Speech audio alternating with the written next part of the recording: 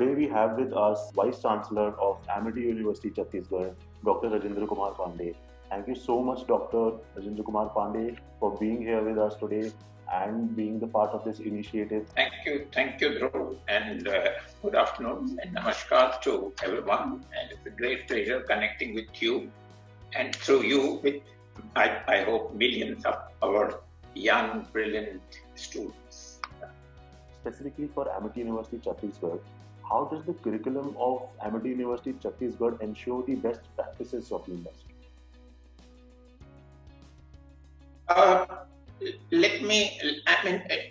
See, this is not a very straightforward, answer, so to say. It's a very, very broad, it's a very vast field also, because the best practices also vary from industry to industry and the kind of industry one is working, for example.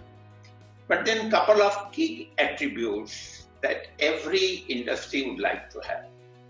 For example, whether a person has the agility, the right kind of agility and the ability to quickly adapt to new changes and challenges. That is the first. Because business is constantly evolving. It's never the same. It's not stagnant. So one must be very quick to adapt to these. So that is first big challenge. And we, as a university, we must ensure that we create all these, qualities into the students. We should train them. The other important, best thing would be that we must create skill sets which will enable the students to learn new technologies.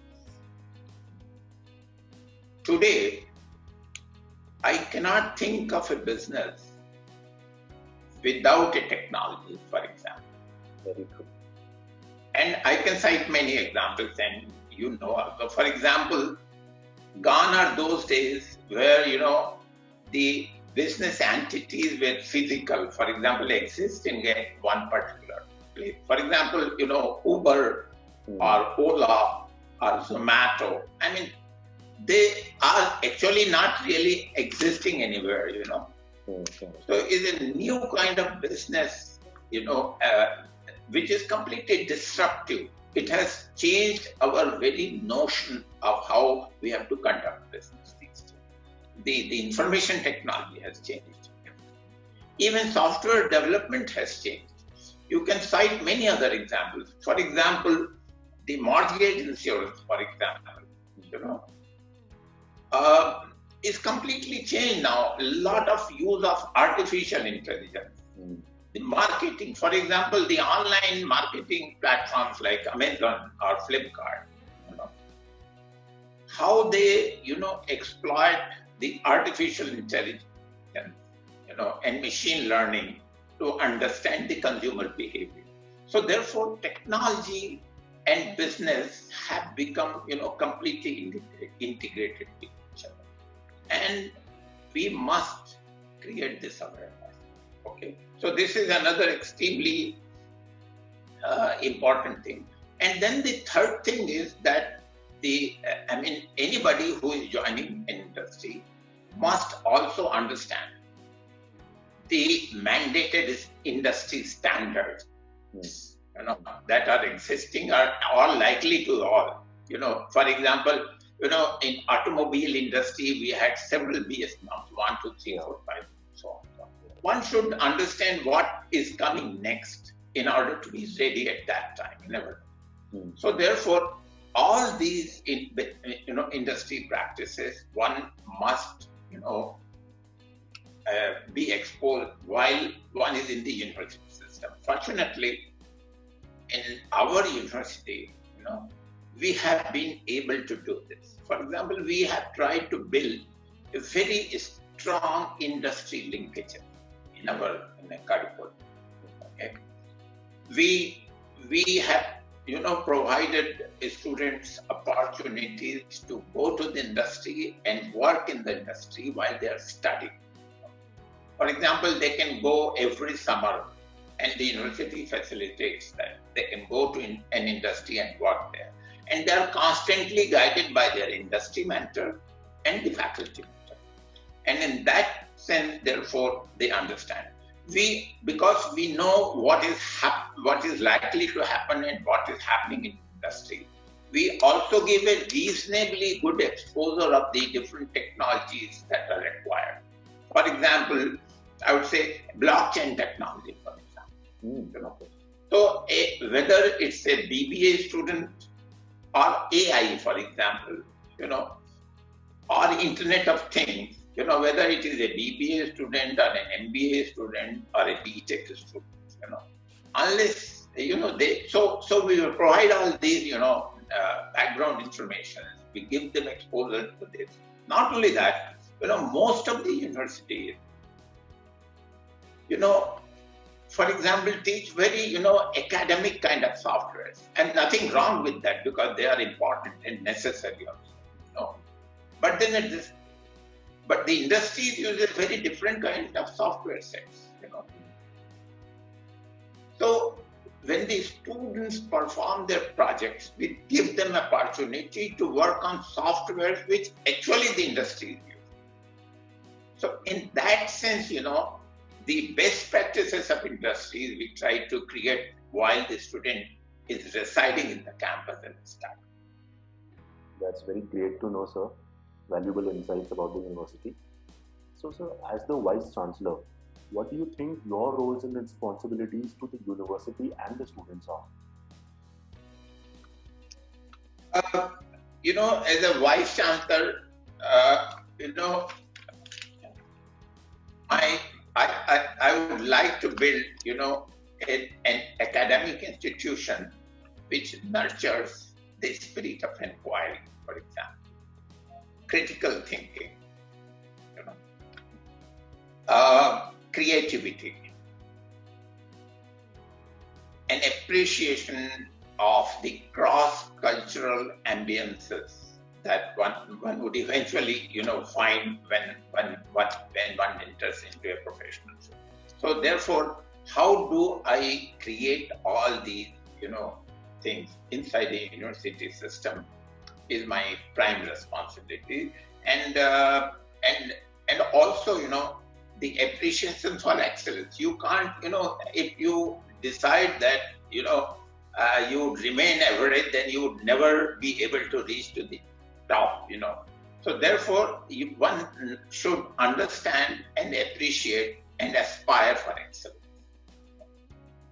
So therefore, as a Vice Chancellor, I think that my responsibility is to ensure that these systems are created, and I must work as a Vice Chancellor in a direction which facilitates all these, salient features in a university. That's wonderful to know, sir. This approach brings about confidence in everyone working and studying at the university. So yeah, wonderful stuff. And sir, when you first came to Amity University, Chhattisgarh, what was your vision for the university? And has it evolved over time? How far along in implementing that vision are you?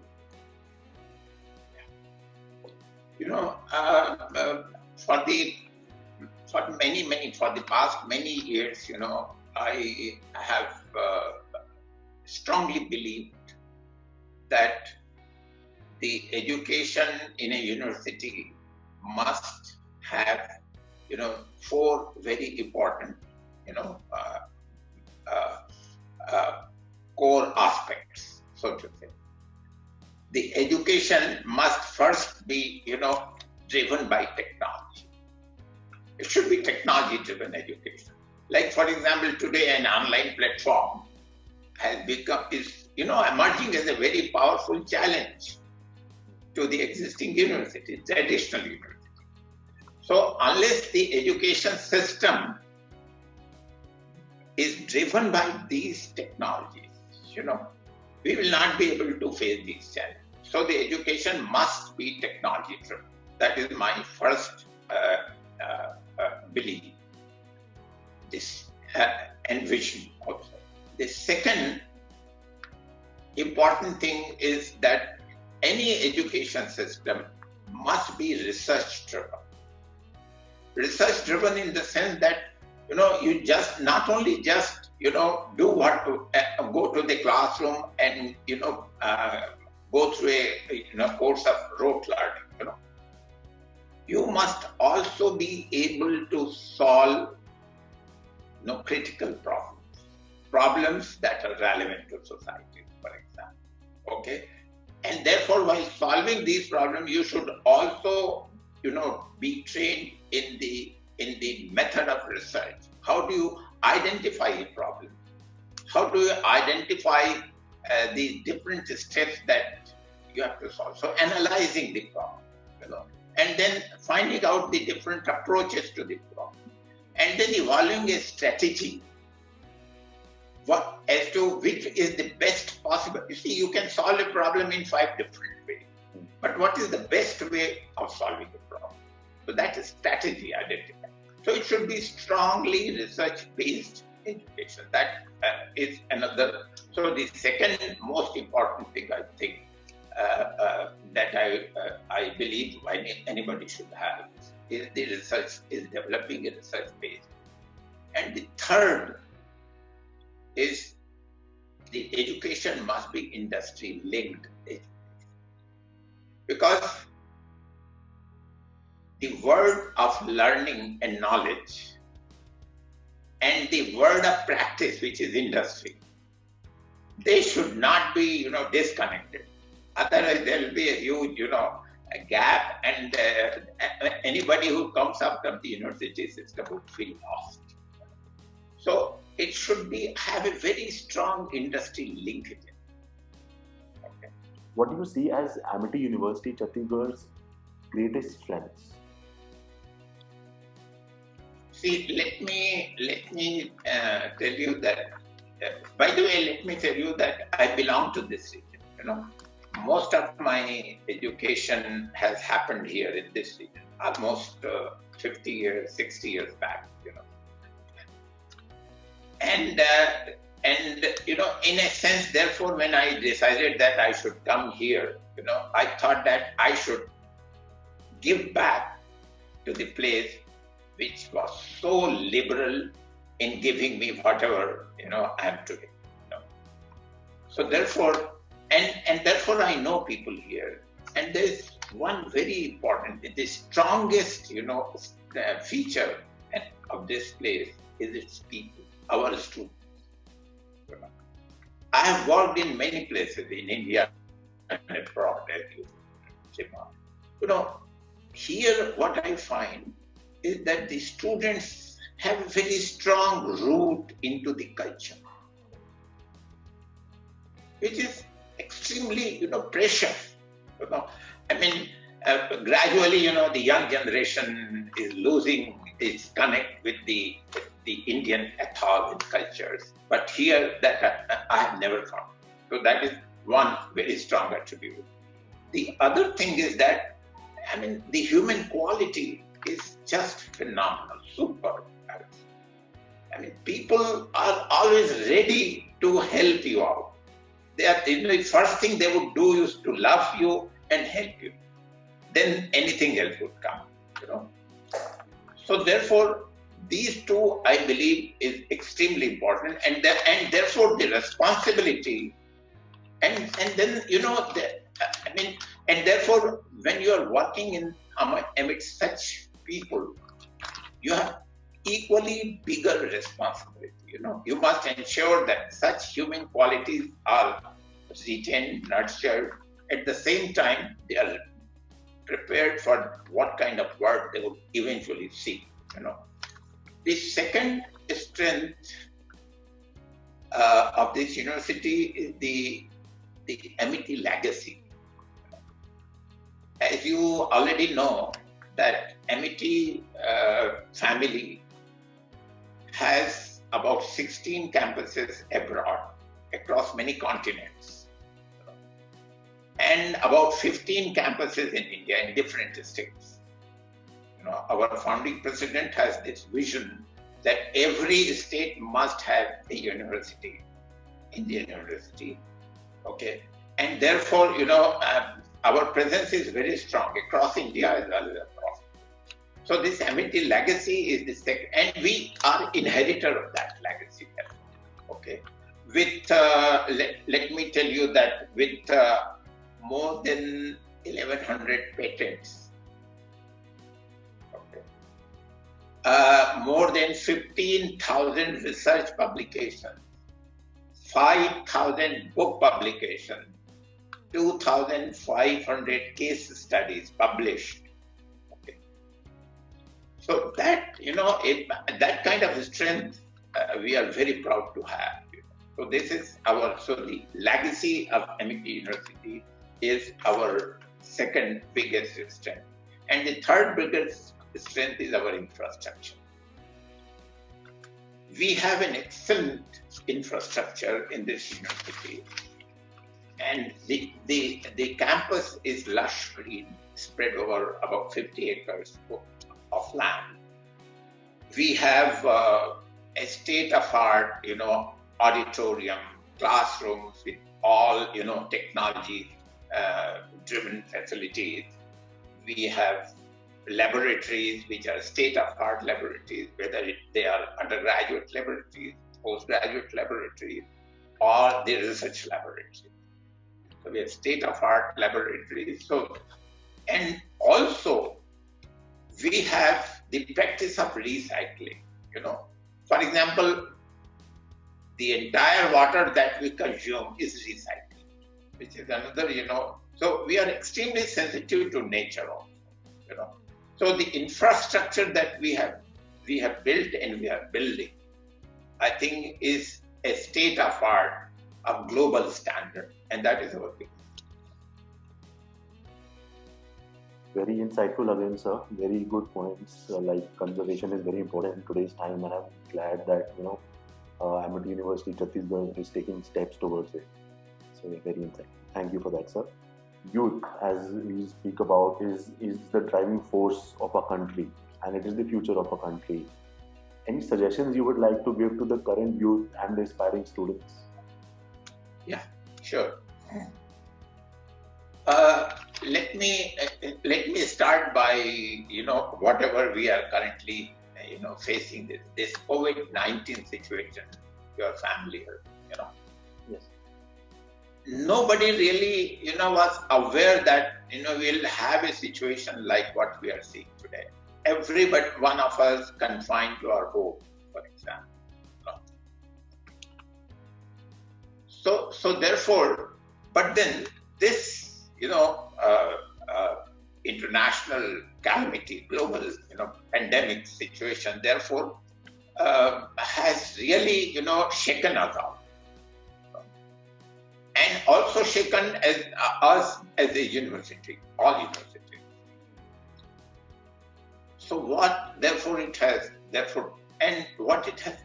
taught is that unless you are ready to adapt to new changes and new challenges, you cannot survive. Okay. So therefore, COVID-19 is an opportunity in that sense.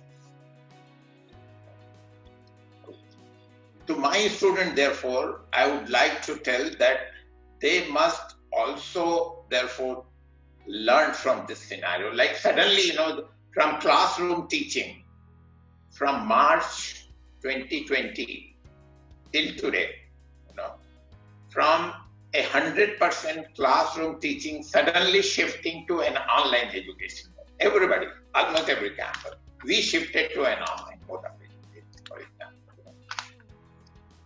One has to really be ready for such, rapid changes and some such disruptive changes. One should also, and the second thing is that the student must be lifelong learners. You never stop learning. If you stop learning, then you actually become irrelevant also. In fact, many of the business houses, they phase out people because they stop learning. So therefore, one has to be a lifelong learner. this is my advice to the student. Never hesitate learning new thing, new technology. Never stop doing it. And today, COVID-19 has given you, a glimpse of what potential the online platform therefore providing. You can work wherever you are working, and then you can use online platforms also, for example, to acquire new skill sets. Okay, so be a lifelong learner is another. The third important thing that I would like to tell my students is you must develop an attitude of, very strong commitment. Okay, a very strong commitment. Okay, an attitude which is open to creativity. Okay, open to assessing situations, analyzing them critically. So this attitude that promotes critical thinking, creativity, acquire this. Never stop. Remember, I was told a very interesting story, and maybe if I would like to share that. Right now it's raining in Raipur, by the way. So when it rains, most of the birds, they decide to, stop flying and try to find a shelter. Okay, that is a very common thing. Almost all the birds. But the eagle doesn't do that. It flies above the cloud. That kind of attitude, one should acquire. This is my, advice to this. And once you have that attitude, I think nobody can stop them. Very great analogy, sir, and very impactful also. People should learn from these scenarios. And by the way, finally, Indian students, there is one thing which I must mention. I have found that Indian students are averse to taking risks. They always want to play safe. कि अभी ये नौकरी कर लेते हैं, बाद में देखेंगे, फिर धीरे से ऐसा कर लेंगे. And this habit must be stopped. They must nurture the habit of taking risks if they want to rise high. So this is my another advice. Never hesitate taking. Okay, sir. Thank you so much. That was very insightful and very inspiring to know from you. Your words have been really inspiring throughout the video, personally to me, and I'm sure to the students and the viewers as well. So thank you for being part of this for Collegedunia's thoughtful leadership initiative. Thank you so much for coming, sir. Anything, sir, you have to say?